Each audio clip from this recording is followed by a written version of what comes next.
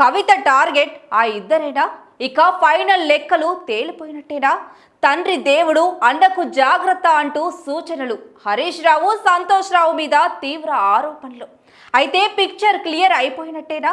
దాని గురించి బీఆర్ఎస్ వర్గాలు ఏమంటున్నాయి?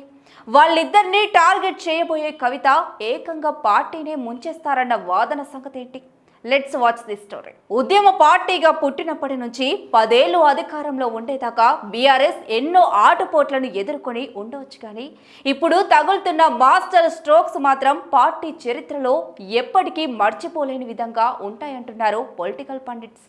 అధినేత కేసీఆర్ కూతురు కవితను సస్పెండ్ చేశాక పరిణామాలు వేగంగా మారిపోతున్నాయి.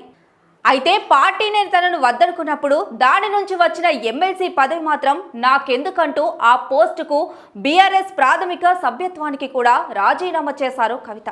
ఆ సందర్భంగా మీడియాతో మాట్లాడుతూ చేసిన ఆరోపణలు పెను దుమారం రేపుతున్నాయి. అయితే గులాబీ ముఖ్య నాయకులు హరీష్ రావు సంతోష్ టార్గెట్ గా ఈసారి మరింత తీవ్ర ఆరోపణలు చేశారామె. ఇక అదే సమయంలో వాళ్ళు నీకు కూడా హాని చేస్తారంటూ తన అన్న కేటీఆర్ ని కూడా హెచ్చరించారామె. దాంతో కవిత అసలు టార్గెట్ ఎవరో క్లారిటీ వచ్చినట్టేనన్న చర్చ జరుగుతుంది పొలిటికల్ సర్కిల్స్ లో. అయితే వాళ్ళిద్దరి వెనుక సీఎం రేవంత్ రెడ్డి ఉన్నారంటూ సంచలన ఆరోపణలు చేశారు కవిత.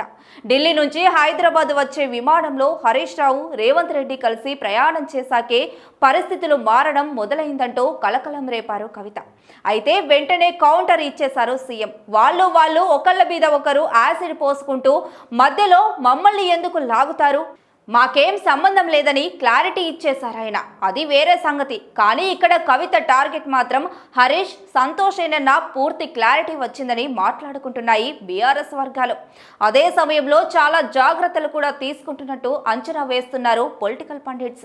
కవిత బీఆర్ఎస్ లోని ఇద్దరు కీలక నేతల మీద ఆరోపణలు చేసింది, కానీ ఎక్కడా కేసీఆర్ ను పల్లెత్తు మాట అనలేదు. అలాగే అన్న కేటీఆర్ మీద కూడా తీవ్ర స్థాయి ఆరోపణలు విమర్శలు లాంటివేమీ చేయలేదు. ఆయన ప్రస్తావన వచ్చిన ప్రతిసారి రామన్న అని సంబోధిస్తూ పరోక్షంగా మాకు ఏమీ లేవని చెప్పే ప్రయత్నం చేసినట్లు విశ్లేషకులు అంటున్నారు. అంటే ఇప్పుడు కవిత దృష్టిలో కేసీఆర్ కేటీఆర్దేం తప్పులేదు, పాపాల భైరవులంతా హరీష్ రావు సంతోష్ రావేనన్న చర్చలు నడుస్తున్నాయి తెలంగాణ పొలిటికల్ సర్కిల్స్ లో.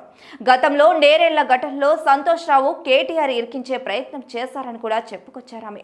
మరోవైపు కేటీఆర్ రాజకీయాల్లోకి వచ్చిన మొదటిసారి పోటీ చేసిన సిరిసిల్ల నియోజకవర్గంలో ఆయనను ఓడగొట్టడానికి కొంతమందికి హరీష్ రావు డబ్బులు ఇచ్చారని కూడా ఆరోపించారు కవిత. ఇలా హరీష్ సంతోష్ తనను ఎలా ఇబ్బంది పెట్టాలనుకున్నారో చెబుతూనే అన్న కేటీఆర్ విషయంలో కూడా అలాగే చేశారంటూ తాము ఇద్దరం బాధితులమేనని చెప్పే ప్రయత్నం చేశారామె. ప్రెస్ మీట్ తర్వాత మీడియా చిట్ చాట్ లో కూడా కేసీఆర్ చుట్టూ ఉన్న దయ్యాలు ఆ ఇద్దరేనన్నట్టు చెప్పుకొచ్చారు కవిత. ఇదంతా ఒకెత్తైతే ఫోన్ ట్యాపింగ్ ఇష్యూలో తన ఇంట్లోని వాళ్లతో పాటు కేటీఆర్ ఇంట్లో పనిచేసే వాళ్ళు ఫోన్స్ ను కూడా హరీష్ రావు సంతోష్ రావే ట్యాప్ చేశారంటూ బాంబ్ పేల్చారు. అలా ఓవైపు వాళ్ళిద్దరిని టార్గెట్ చేస్తూనే మరోవైపు కేసీఆర్ కేటీఆర్ ను జాగ్రత్తగా ఉండండంటూ హెచ్చరించడం ఆసక్తికరంగా మారింది. తండ్రి కేసీఆర్ తనకు దేవుడు అంటూ అన్న కేటీఆర్ ని జాగ్రత్తగా ఉండాలని సూచిస్తూ వాళ్ళిద్దరి మీదే ఆరోపణలు చేశారంటే ఇక ఫైనల్ టార్గెట్ తేలిపోయినట్టే కదా అని అంటున్నారు పరిశీలకులు. ఇలా కవిత వ్యాఖ్యల మీద ఇప్పటికిప్పుడు ఎవరు బయటపడకుండా భవిష్యత్తులో పార్టీని కబ్జా చేస్తారు జాగ్రత్త అని కేటీఆర్ ని హెచ్చరించడం గురించి బీఆర్ఎస్ లో తీవ్ర చర్చ జరుగుతుంది.